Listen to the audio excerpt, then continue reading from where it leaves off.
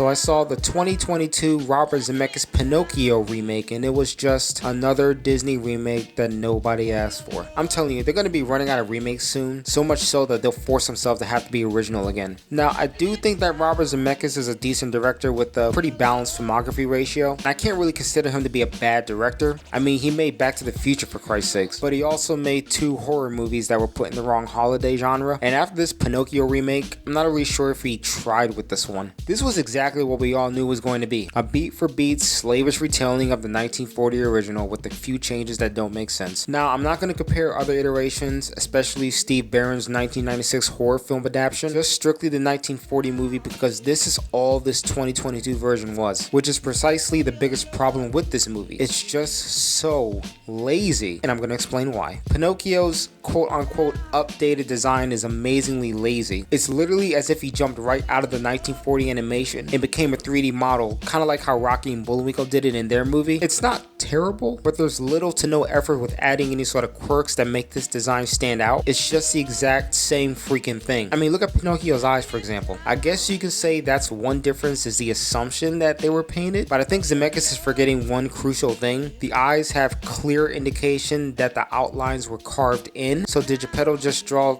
and color 2 perfectly shaped eyes as he intended? We won't know because the movie doesn't care or know itself. Now, despite the 1996 film being pure nightmare fuel, I can say at the least Pinocchio's design logically makes sense, and there are some genuine effort with how he was designed. Every small and large nuance matters. But here, he's just CGI for everything.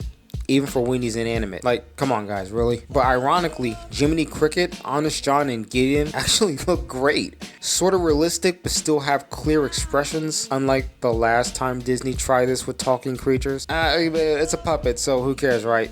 The way they constructed the plot is incredibly lazy too, and it makes no sense why they even did this. This also connects to how Pinocchio encounters Coachman and all the bad kids that he takes to Pleasure Island, which sounds really weird in 2022, but whatever. In the original, Honest John and Gideon have something to do with it because they're paying Coachman to kidnap Pinocchio. In this film, Coachman picks up stray boys against their will with the net, and Pinocchio and Jiminy happen to just conveniently run into them. Come on. How much more lazy and uninspired can you possibly be? This completely removes Honest John and Gideon from the story. Why? And why is Keegan-Michael Key even given this role if you're just going to shorten the character's role? It doesn't really matter anymore. And on a side note, whose stupid idea was it to have a shop and lift store if everything there is already free to break in and take? It's all free. If you wanted to teach kids how to rob, he'd take them to an actual store and then teach them how to steal. It just doesn't make any sense. And the movie's pacing is just an absolute snooze ride, bro. The opening scene in the original took at least 10 minutes max to establish Geppetto and his character, while the remake apparently needs 5 extra minutes to do this because Tom Hanks is an actor that needs to show off his acting. I mean, Tom Hanks wasn't bad, but why him? Just why? I guess because he's just a big name actor or something. Nah, I don't freaking know. And apparently he and Zemeckis are best buddies just because they did a couple of movies together. I mean, there was a point where his forced Italian accent just kind of disappears. It was pretty hilarious and kind of awkward. You did all that in one day? Joseph Gordon-Levitt as Jiminy was fine, but like Hanks, he seems to be struggling hardcore with keeping the voice consistent, and it sounds like he's actually in pain. I mean, look for the part yourself if you ever want to watch this movie, because I don't really feel like looking for it. The difference is Cliff Edwards of the original already talks like that, so he could channel it without it forcing it down our throats and trying to force it out of his throat. Unlike Levitt here. Oh, hello. Ladies and gentlemen, the music you've heard played is Hollywood on Parade, our theme song. Benjamin Avon Ainsworth did very good, but there's nothing about his performance that's anything special or any different from Dick Jones. It kind of feels like a Superman Returns issue, where it feels like just the performance is more like an impression. I hate to say it, but honestly, it worked for this kind of movie that Robert Zemeckis wanted to make, so it's fine, I guess. And speaking of shortening roles for no reason, the fairy godmother in this movie is in it once. Just once. Cynthia Erivo says her lines and leaves for the rest of the movie. Nowhere to be found. That's it. She sings If You Wish Upon a Star to Pinocchio, which is kind of weird because it's such an unfitting moment to put the song, but whatever. But yeah, she doesn't show up when Pinocchio is in the cage when he lies so that she can reaffirm what he needs to do to be a real boy. I mean, I can't complain too much about it because Jimmy is his conscience, but I have a little more to say about that later anyway. The movie has some pretty distracting visual effects. Aside from the lazy CGI Pinocchio that I just complained about, there's so much much digital in its presentation that the movie leaves room for no real creativity in the filmmaking. It's almost like the Star Wars prequels, and for some reason this movie feels like it's just telling us to put on 3D glasses that we don't have. And it was at the point of Pleasure Island I realized that this movie is not a movie at all. It's just a special effects driven demo reel, kind of like some of Robert Zemeckis' other CGI films. And I gotta be honest, this is some of the most dated special effects of 2022. I mean, I'm glad this movie came out on streaming services because I don't think anybody would pay $9 to see this movie in the theater. I mean, the effects look below average. There's a moment where the CGI looks so bad that I thought that Zemeckis probably thought himself that he was making a CGI movie. Like, put them side by side and you can definitely see what I'm talking about. It looks ridiculous. So yeah, this movie is pretty slavish in every way, except ways that don't make much sense. For example, Geppetto screws with the cat by using Pinocchio. Jiminy Cricket gets assaulted by one of the gears of the music box. Jiminy grabs the booty of one of the dolls and says, "Excuse me." Pinocchio spins his body around and leaves his head stationary so Geppetto can see how fresh he looks before taking him into school. What do I look like?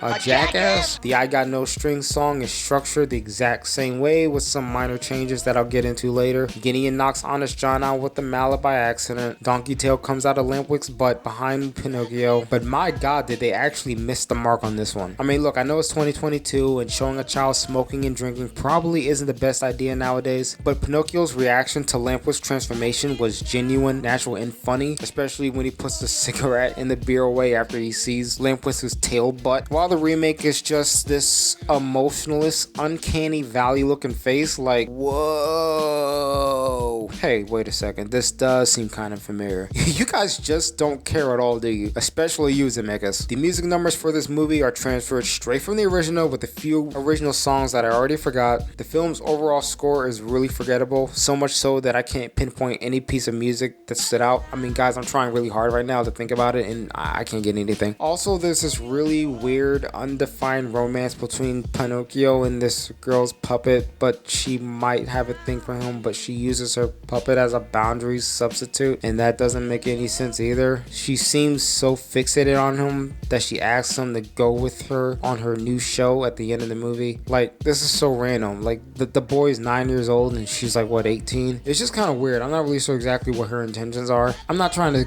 say anything ill, but it's just like confusing. And also, back to the cage scene, how does Jiminy know that Pinocchio's nose grows by him lying? This is why the fairy even showed up, because him and Jiminy had no idea what the was going on, and she clarified that it's because Pinocchio was lying. What's happened? Perhaps you haven't been telling the truth, Pinocchio. Perhaps. So Zemeckis, why didn't you just add her if you're already making changes in places that make no sense? Why don't you just make a change that actually does make sense by not changing it at all? It made sense. Why did you take her out of this scene? It was one of the few scenes that actually would make sense in this. Where did she go? Did she just disintegrate? And lastly is the terrible ending. Remember the ending of the original? Pinocchio gives his life and proves his worth, and Geppetto is heartbroken when he finds out that his son might not be alive. The fairy gives Pinocchio his wish and makes him real, and there's a genuine moment attributed to Pinocchio and Geppetto's goal being achieved, and the film emphasizes how much this movie built up to that moment. Well, imagine that scene, only the movie is already over right as Pinocchio turns into a real boy and is silhouetted, so we'll never really see what he looks like. Look how what? Oh, that looks so bad. Oh my god, look how terrible that looks. Look at that animation. I didn't even notice that. What the heck is with that design? Oh my lord.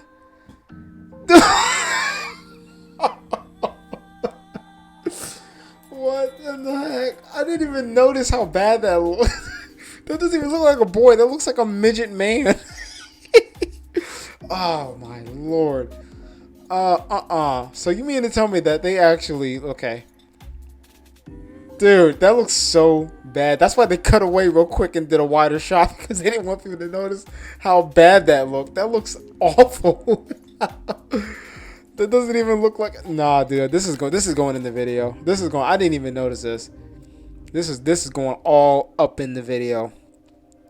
But you know what kind of pisses me off? So basically, Pinocchio needs to be brave, truthful, and unselfish, right? Okay, So he did the brave part on his own, but the film changes who has the false death. Geppetto fake dies instead of Pinocchio, and it doesn't make sense. Pinocchio earned his wish in the original by being brave after his fake death. But here, what exactly is he being brave against aside from Monstro? What exactly does he do to earn his wish? I mean, what, cry real tears? Brave enough to accept that Geppetto might be dead? I mean, if that's what they're going for, then that's pretty dark. But what is he unselfish about? He wasn't selfish about anything because he wasn't really much of a character. He was just being dragged through his own plot. So why take a scene where it makes sense that Geppetto should be the one mourning and is singing If You Wish Upon a Star? Like, why is Pinocchio singing it? Much like the cage scene, why are you taking a scene that made sense and then making it not make sense? Why are you making these changes, Rob? And you know what? It's worse. Even after Pinocchio turns into a real boy, Geppetto doesn't even react. He just looks down and he's like, oh cool, you're a real boy now. Like, what? You wanted this for quite a while, man. And when it happens, you're only mildly, passively enthusiastic. Like, what? I mean,